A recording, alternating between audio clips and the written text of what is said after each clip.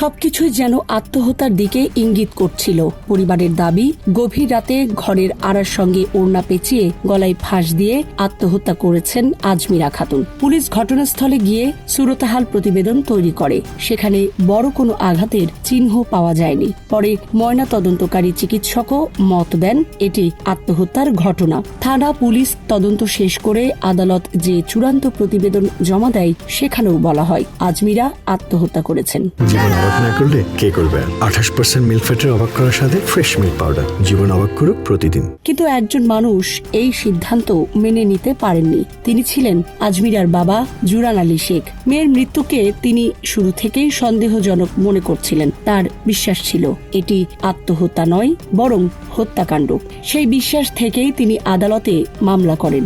আর সেই মামলার তদন্ত ভার যায় পুলিশ ব্যুরো অব ইনভেস্টিগেশন বা পিবিআই এর হাতে। তদন্তের শুরুতেই পিবিআই কর্মকর্তারা আজমিরার মরদেহর কিছু ছবি সংগ্রহ করেন। ছবিগুলো খুঁটিয়ে খুঁটিয়ে দেখার সময় তাদের নজরে আসে একটি অস্বাভাবিক বিষয়। আজমিরার চুলে আটকে ছিল কয়েকটি আকড়া গাছের গুটি। বিষয়টি প্রথমে তেমন গুরুত্বপূর্ণ মনে না হলেও তদন্তকারীদের মনে প্রশ্ন জাগে। ঘরের ভেতরে ফাঁস লাগিয়ে মারা যাওয়ায় একজন নারীর চুলে ডোবার ধারে জন্মানো আকড়া গাছের গুটি এলো কিভাবে? এই প্রশ্নের উত্তর খুঁজতে গিয়েই একে একে সামনে আসতে থাকে এমন সব তথ্য যা পুরো ঘটনাকে নতুন মোড় দেয়।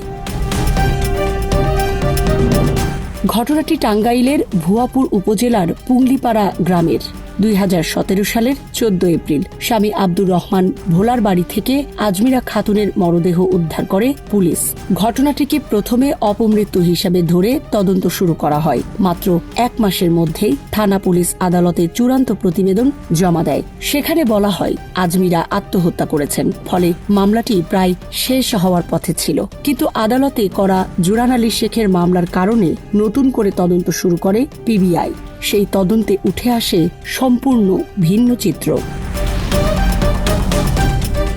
পিবিআই জানতে পারে আজমিরা খাতুনের বিয়েটি ছিল প্রেমের সম্পর্কের পরিণতি। তার বাবার বাড়ি ও স্বামী আব্দুর রহমান ভোলার বাড়ির দূরত্ব ছিল মাত্র 400 গজ। দুদিনের সম্পর্কের বিষয়টি জানাজানি হওয়ার পর গ্রাম্য সালিশের চাপে 2016 সালের জুলাই মাসে তাদের বিয়ে হয়। কিন্তু এই বিয়ে মেনে নিতে পারেননি আব্দুর রহমানের পরিবার। আজমিরার পরিবার ছিল দরিদ্র। এ কারণে বিয়ের পর থেকেই তাকে নানা ধরনের অবহেলা, অপমান ও নির্যাতনের মুখে পড়তে হয়। তদন্তে জানা যায় তাকে প্রায় শারীরিক ও মানসিক নির্যাতন করা হতো। এমনকি অনেক সময় বাবার বাড়িতেও যেতে দেওয়া হতো না। সংসারে তার অবস্থান ছিল অত্যন্ত দুর্বল। তদন্তে আরও উঠে আসে 2017 সালের 13 এপ্রিল রাত 11টার পর পারিবারিকভাবে পরিকল্পনা করে আজমিরাকে শ্বাসরোধে হত্যা করা হয়। এ ঘটনায় জড়িত ছিলেন তার স্বামী আব্দুর রহমান ভোলা, শ্বশুর সাইদ আকুন্দ, শাশুড়ি বুলবুলি বেগম এবং 2 ননদ আকলিমা বেগম ও আমেনা বেগম। হত্যার পর মরদেহ গুম করার পরিকল্পনা করা হয়। লাশ বাড়ির পশ্চিম পাশে একটি ডোবার ধারে আকড়া গাছের জঙ্গলে নিয়ে যাওয়া হয়। সেখানে গর্তও খোঁড়া হয়েছিল।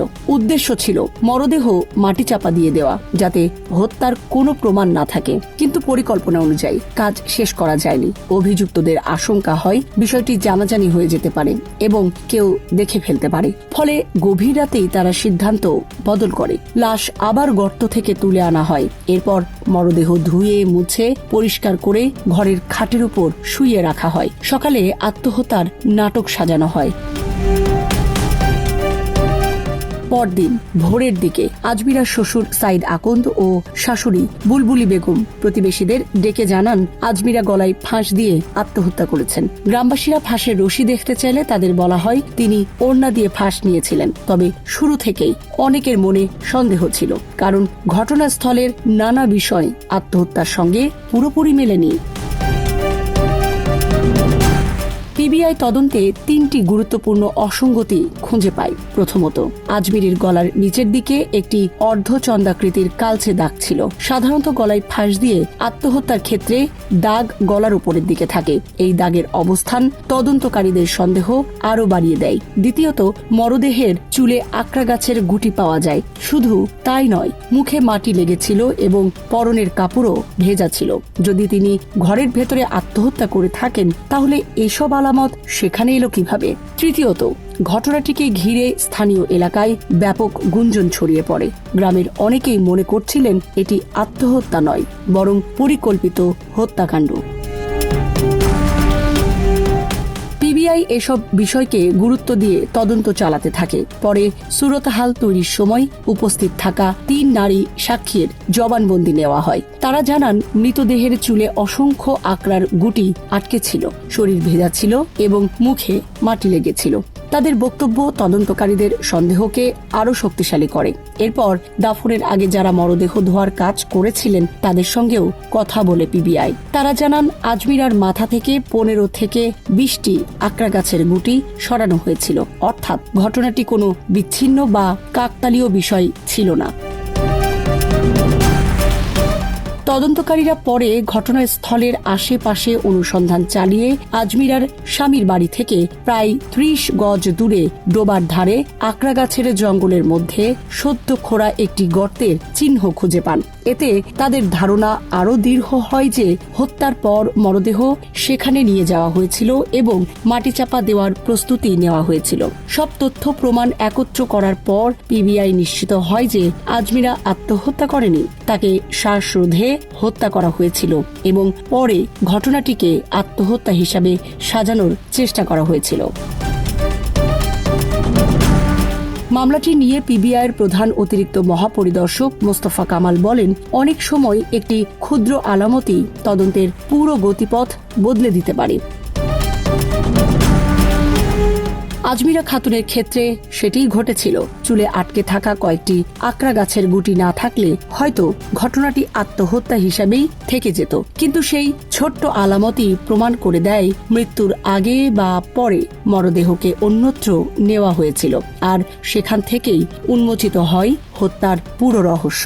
জীবন অবাক না করলে কে করবে? 28% মিল্ক ফ্যাটের অবাক করার সাথে ফ্রেশ মিল্ক পাউডার। জীবন অবাক করুক প্রতিদিন। বাংলাদেশে আলোচিত ক্লুলেস মার্ডার বা রহস্যজনক হত্যাকাণ্ডগুলোর মধ্যে আজমিরা খাতুন হত্যা মামলা এখন একটি গুরুত্বপূর্ণ উদাহরণ হিসাবে বিবেচিত হয়, কারণ এই মামলাটি দেখিয়ে দিয়েছে কখনো কখনো সবচেয়ে বড় সত্য লুকিয়ে থাকে সবচেয়ে ছোট আলামতের মধ্যেই। একটি আকরা গাছের গুটি শেষ পর্যন্ত ভেঙে দেয় আত্মহত্যার সাজানো গল্প এবং প্রকাশ করে দেয় একটি পরিকল্পিত হত্যার নির্মম বাস্তবতা। সামরিনা প্রীতি, ঢাকা এক্সপ্রেস।